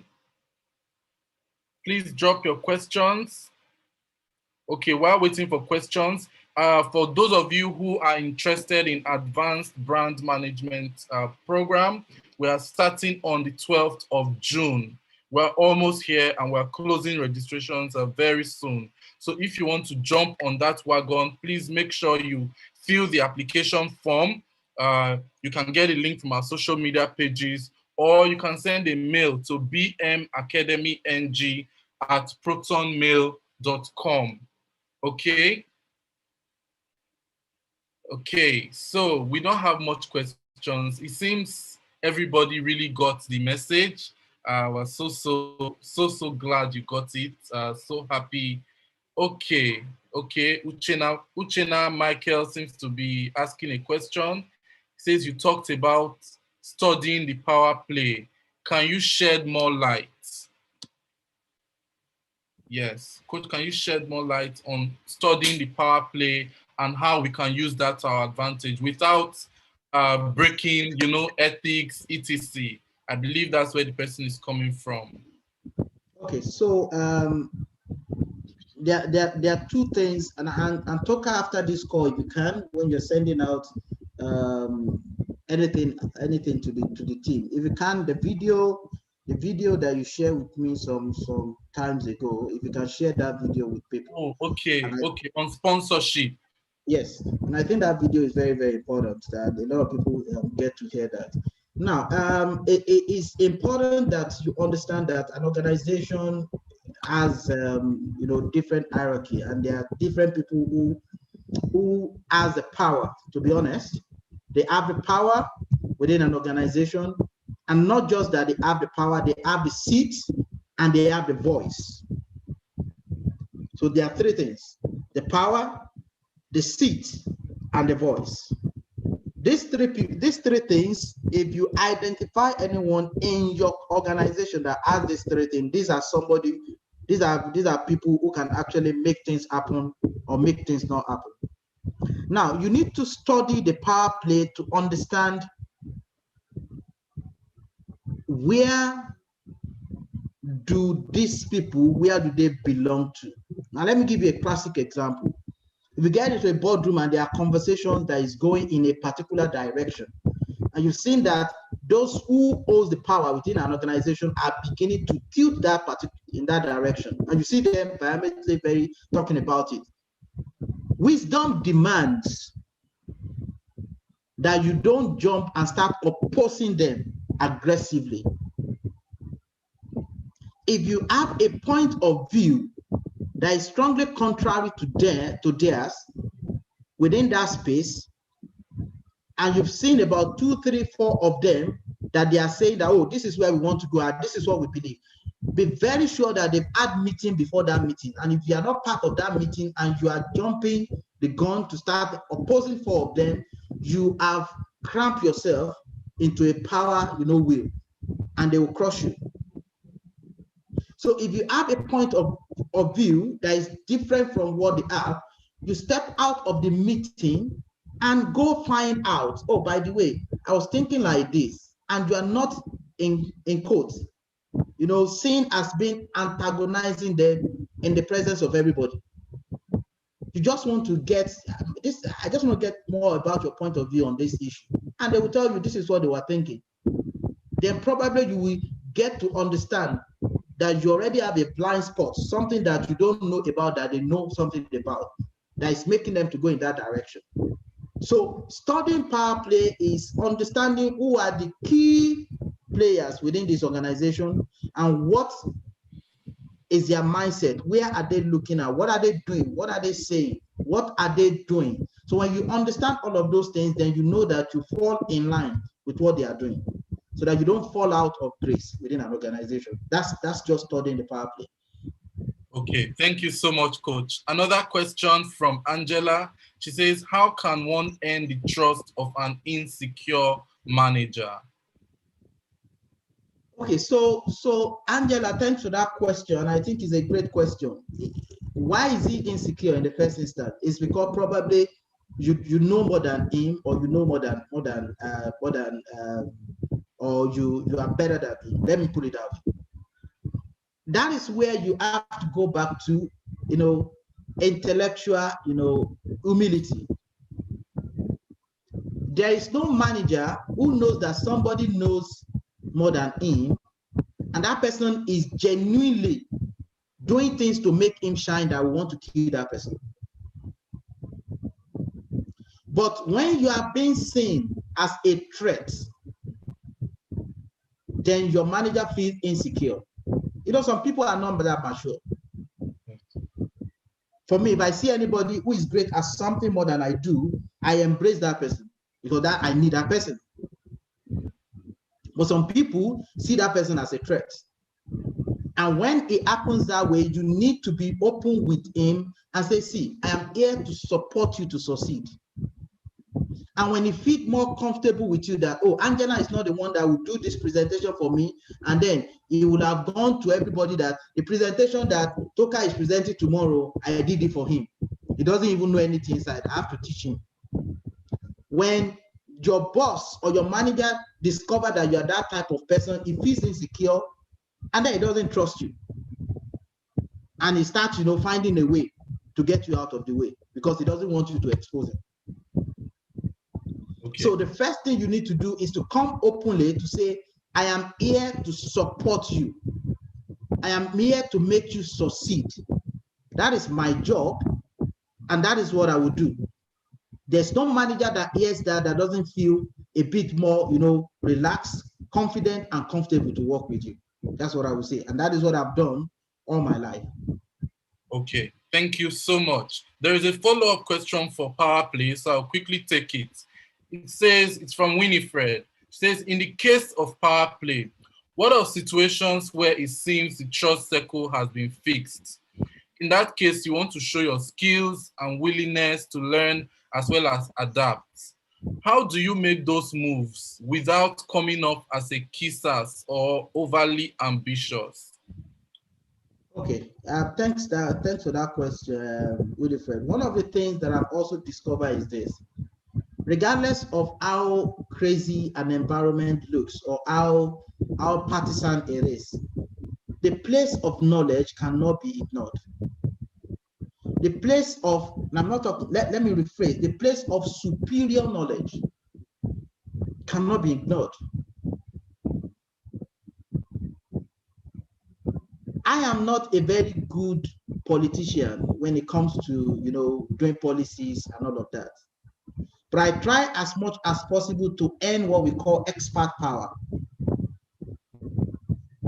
And that expert power has propelled me to where I am today, because people just tend to love you naturally because you know it.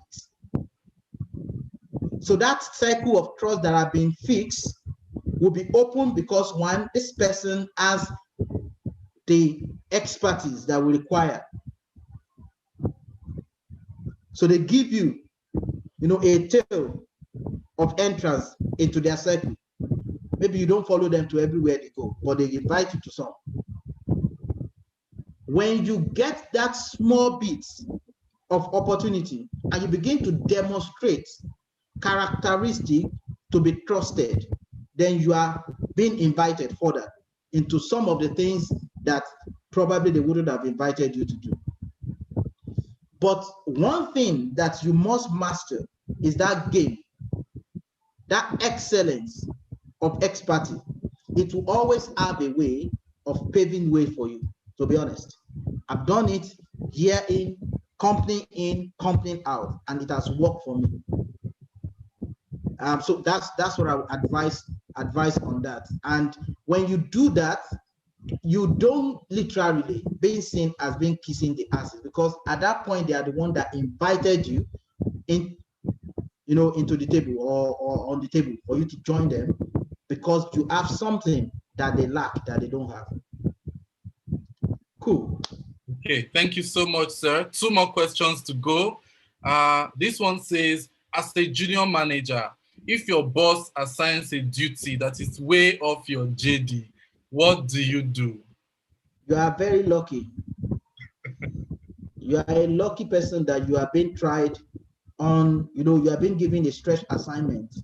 Some people will not even call some names when they want to give assignment because they know they don't have the competencies to do it.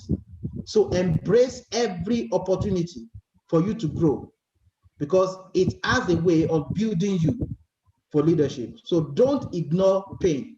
Pain is a concentrated knowledge. Thank you, sir. Pain is a concentrated knowledge. Very key. This last one says, what's your advice to an organization that gives room for staff bickering and management favoritism by undermining other staff? Okay, so unfortunately, we have companies who doesn't have structures, who doesn't have processes that governs all of that. Guys, I have to be brutally honest. If you are in an environment in which you realize that the processes, the systems are not, genuinely in support of, rewarding people who are efficient, effective, then I will honestly suggest that you start looking for an exit. It can be frustrating because I understand what you're saying. I've been there. I've been there. If it is a systemic and a value problem of that organization and is at the top, and it's not that there is a genuine, motion or framework to actually revamp those kind of things, then you are in the wrong place. Because those type of people, they don't celebrate competencies. They celebrate incompetencies. They celebrate people who kiss ass. They celebrate people who can come to their house on weekend and come and sweep their compound. There are people like that. But there are some grace company that doesn't do that. You are being evaluated on what you do and your character. So that's what I would say on that, because to be honest, there's nothing you can do about it. Okay, thank you so much, Coach. And thank you everyone for staying with us for the last 2 hours. It's exactly 2 hours, 2 minutes since we started this program. Once again, we are beginning the June 2021 cohort of Advanced Brand Management Program on the 12th of June. If you'd like to join us, fill the application form, www.bit.ly/BMA-application-form. Or you can email us. You have our emails, you have our phone numbers. Just make sure you are in touch. Thank you so much. And thanks, everyone. Have a good weekend. Bye-bye. Bye-bye.